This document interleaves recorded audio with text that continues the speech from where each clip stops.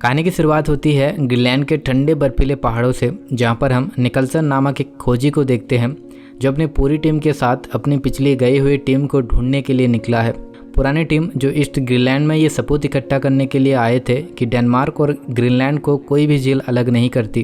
दरअसल अमेरिका ने यह दावा किया था कि ग्रीनलैंड और डेनमार्क को एक झील अलग करती है, जिसका मतलब यह है कि डेनमार्क और ग्रीनलैंड के सभी सतह पर अधिकार नहीं है और अमेरिका ग्रीनलैंड पर अपना कब्जा जमाना चाहता है। इसलिए पहले खोजी टीम को यहाँ पर भेजा गया था, लेकिन वे कभी वापस लौट कर नहीं आए क्योंकि यहाँ पर लगभग पूरे साल भर बर्फ जमी रहती है और कुछ ही महीनों के लिए बर्फ गलती है। और अब निकल्सन अपनी पूरी टीम के साथ यहाँ पर पिछले टीम को ढूंढने के लिए आया है।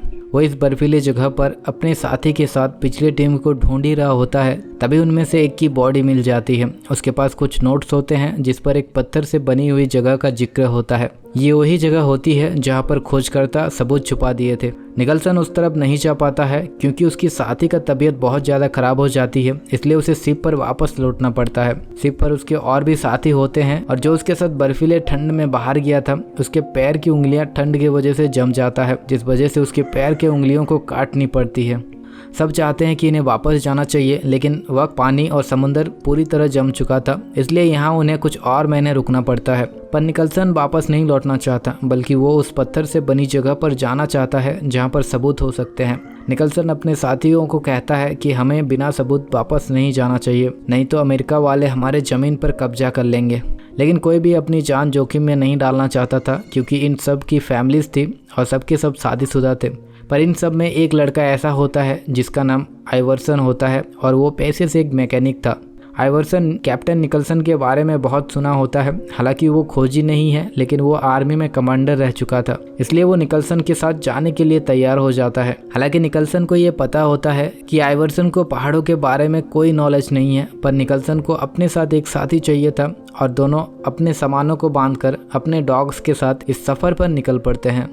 आइवर्सन में एक खूबी थी कि वो किसी पर गुस्सा नहीं होता था और सबसे प्यार करता था। आइवर्सन का एक मनपसंद डॉग भी था जिसका नाम उसने प्यार से पियानो रखा था। हंसी मजाक करते हुए अपने सफ़र पर जा ही रहे होते हैं, तभी रास्ते में उनके आगे एक बड़ा पहाड़ आ जाता है। पहाड़ को किसी तरह चढ़कर पार करते हैं और आगे सफ़र पर चलते रहते हैं। सफ़र के दौरान दिन को सफ़र करते हैं और रात को आराम। कैप्टन निकल्सन आइवर्सन से ज़्यादा बातचीत न करके अपने काम में लगे रहते हैं। धीरे धीरे दिन गुजरते जाते हैं और वो लोग अपने सफ़र पर चलते रहते हैं। एक दिन चलते चलते आगे एक खाई आ जाती है। कैप्टन को खाई के बारे में भनक लग जाता है, पर जब तक कैप्टन आइवर्सन को डॉग्स पर कंट्रोल करने के लिए बोलता, तब तक डॉग्स सामानों के साथ खाई में गिर जाता है। इस हादसे में पियानो भी खाई में गिर जाता है और एक रस्सी से लटक जाता है। आइवर्सन उस कुत्ते को बचाने का कोशिश करता है, पर रस्सी कच्ची होने के कारण टूट जाती है और वो खाई में गिर जाता है। इसी तरह दोनों फिर से अपने सफ़र को कंटिन्यू करते हैं और इस सफ़र के दौरान उन्हें बहुत सारे मुश्किल रास्तों को पार करना पड़ता है। सफ़र में 48 दिन बीत जाते हैं और अभी तक उन्हें वो टीम नहीं मिलती है और न ही उनसे जुड़ी कोई चीज़ मिलती है। इनके पास बहुत ही कम डॉग फूड बचा हुआ था क्योंकि जब आइवर्सन की सिल्ट खाई में गिरी थी तो उसमें बहुत सारे डॉग फूड और कुछ राशन भी गिर जाते हैं, जिस वजह से आइवर्सन को एक डॉग को खुद ही गोली मारना पड़ता है ताकि उसका मीट बाकी डॉग्स को खिलाकर उन्हें जिंदा रख सके। सफर चलते चलते 84 दिन बीत जाते हैं और आखिरकार वे लोग मंजिल तक पहुंच ही जाते हैं, जहां पर पहली खोजी टीम ने सबूत रखे हुए थे जिससे ये साबित होता है कि डेनमार्क और ग्रीनलैंड को कोई भी झील अलग नहीं करती। ये सब सबूतों को देखकर दोनों बहुत ही ज्यादा खुश हो जाते हैं और उनके यहाँ आने का मकसद पूरा हो जाता है। लेकिन इन्हें जरा भी अंदाजा नहीं था कि उनके आने का सफर जितना खतरनाक था, उनकी वापसी का सफर उतना ही खतरनाक होने वाला था। दोनों सारे सबूतों को अपने साथ लेते हैं और वापस अपने शिप की ओर चल देते हैं। चलते चलते इन्हें 132 दिन बीत जाते हैं और अब इनके रास्ते में काफी सारी मुश्किलों का सामना करना पड़ता है। इनके एक एक करके सारे डॉग्स मरने लगते हैं और खाना पीने के सामान भी कम होने लगता है। एक दिन रास्ते में चलते चलते उनका एक डॉग मर जाता है, जिस वजह से वो लोग रात वहीं गुजारने के लिए सोचता है। अगले सुबह आइवर्सन खाना लेने के लिए आसपास शिकार के लिए जाता है, तब कैप्टन निकल्सन पर एक बियर अटैक कर देता है। गोली की आवाज़ सुनकर आइवर्सन कैप्टन की ओर आता है, तब उसे एक बियर नजर आता है जो कैप्टन को दबोच कर बैठा हुआ था। आइवर्सन बियर पर गोली चलाता है और उसे मार देता है, लेकिन कैप्टन निकल्सन को बियर अपने साथ पानी में गिरा देता है आइवरसन किसी तरह कैप्टन को पानी से खींचकर बाहर निकालता है और उन्हें बचा लेता है। कुछ दिन वहाँ आराम करने के बाद दोनों अपने सामानों को कंधे पर उठाते हैं और वहाँ से निकल जाते हैं। रास्ते पर चलते चलते कैप्टन निकलसन बोलते हैं कि शायद हम लोग शिप तक नहीं पहुँच पाएंगे और सबूतों को फिर से एक पत्थर का ढेर बनाकर वहाँ पर छिपा देते हैं जो उनके शिप के लगभग 200 मील दूर था और वे दोनों वहाँ से अपने शिप की ओर निकल जाते हैं। रास्ते में उन्हें कई सारी कठिनाइयों का सामना करना पड़ता है और फाइनली कुछ महीनों के सफ़र के बाद दोनों शिप तक पहुंच जाते हैं। लेकिन जैसे ही वे दोनों अपने शिप पर वापस आते हैं देखते हैं कि उनके साथी उन्हें छोड़कर वहां से भाग चुके थे। यह सब देखकर आइवरसन बहुत ही निराश हो जाता है, पर कैप्टन निकलसन उसे दिलासा देता है कि उन्हें ढूंढने के लिए वापस शिप को भेजा जाएगा। इधर सरकार अब इस मिशन के लिए काफ़ी पैसा खर्चा कर चुके थे और वापस उन लोगों को ढूंढने के लिए सरकार अब कोई पैसा खर्चा करने वाला नहीं था। उनके साथियों के बोलने के कारण निकलसन और आइवरसन को ढूंढने के लिए सरकार इनाम में कुछ पैसे रख देते हैं।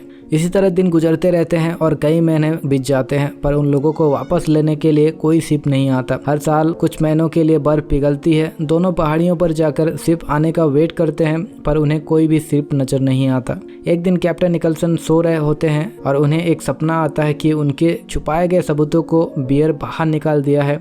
इस सपनों के बाद निकलसन सोचता है कि हमें सबूतों को वापस लेने के लिए जाना चाहिए और दोनों वापस उस सबूतों को लेने के लिए निकल पड़ते हैं। सफ़र में काफ़ी मुश्किलों का सामना करने के बाद दोनों सबूतों तक पहुंचते हैं और उन्हें लेकर वापस अपने शिप पर आ जाते हैं। लेकिन इस सफ़र के वापस आने के बाद आइवरसन देखता है कि उनके घर का दरवाज़ा खुला हुआ है। यह देखकर दोनों को लगता है उन्हें ढूंढते हुए कोई यहाँ आया था, पर उनके वहाँ ना होने के कारण वे लोग वहाँ से जा चुके थे। ये सब देखकर आइवरसन फिर से एक बार बहुत ही ज़्यादा निराश हो जाता है और उनके घर लौटने का उम्मीद छोड़ देता है। धीरे धीरे कैप्टन निकलसन की तबीयत भी खराब होने लगता है और उनके मानसिक स्थिति भी बिगड़ने लगती है। इसी तरह धीरे धीरे दिन गुजरते गए, महीने गुजरते गए और उन्हें इस सफ़र में कम से कम 800 दिन पार हो चुके थे। आइवरसन हर दिन पहाड़ियों में पहरा देने के लिए जाता था और जमे हुए बर्फ़ के कारण उन्हें कोई भी शिप नज़र नहीं आता है। एक दिन दोनों रात को सो रहे होते हैं, तभी उन्हें बाहर से कुछ आवाज़ें सुनाई देती है। आइवरसन खिड़की से बाहर देखने लगता है, पर उसे कुछ नहीं दिखाई देता। पर थोड़ी देर बाद उसे एक बियर का पंजा दिखाई देता है जो उनके घर के आसपास घूम रहा था। बियर उन दोनों पर अटैक करने लगता है, पर बियर को देखकर दोनों बहुत जोर जोर से चिल्लाने लगते हैं, जिस वजह से बियर उन दोनों को छोड़कर वहाँ से चला जाता है। इस अटैक के बाद कई दिन बीत जाते हैं और एक दिन फिर से उन दोनों को बाहर आवाज़ें सुनाई देती है।